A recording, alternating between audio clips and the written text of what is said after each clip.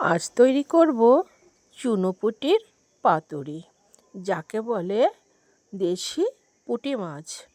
দেখো, পুঁটি মাছটা ভালো করে কেটে বেছে ধুয়ে নিয়েছি। আর এর সাথে দেব, দেখো, কচুর ডাঁটা, দুধমান কচুর ডাঁটা দিয়ে করব পাতুরি।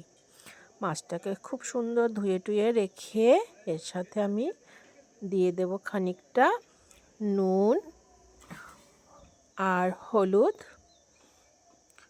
একটু দেব টমেটো কুচি আর কাঁচা পাকা লঙ্কা বাটা দিয়ে এবার আমি বেশ খানিকটা তেল দিয়ে ভালো করে ঝাঁকানাকা করে মাখিয়ে নেব। মাখিয়ে এদিকে দেখো কচুর ডাঁটাটাও কেটে নিয়েছি, আর একটা কলা পাতা ভালো করে পরিষ্কার করে সেঁকে নিয়ে দেখো কচুর ডাঁটাটাও মেখে নিয়েছি। এইবারে কলা পাতার এক সাইডে সুন্দর করে সাজিয়ে দিয়েছি মাছ, আর এক সাইডে দিলাম কচুর ডাঁটা কীভাবে কাটলাম তাও দেখালাম, তাতে কচুর ডাঁটা তাড়াতাড়ি সিদ্ধ হয়।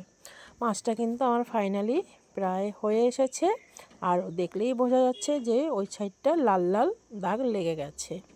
আমার চ্যানেলে যদি তোমরা কেউ নতুন হয়ে থাকো তাহলে অতি অবশ্যই সাবস্ক্রাইব করে আমার পাশে থেকো, আর বেশি বেশি করে লাইক শেয়ার করো। ফাইনালি আমার মাছ পাতুরি কিন্তু হয়ে গেছে। একটু কাঁচা তেল আর একটু ধনিয়া পাতা দিলেই আমার মাছ একেবারে রেডি। কাঁচা তেলও দিয়ে দিলাম, আর মাছ তো রেডি হয়ে গেছে। কে কে পছন্দ করো ছোটো মাছ খেতে আমাকে জানিও, আর সবাই ভালো থেকো, টাটা।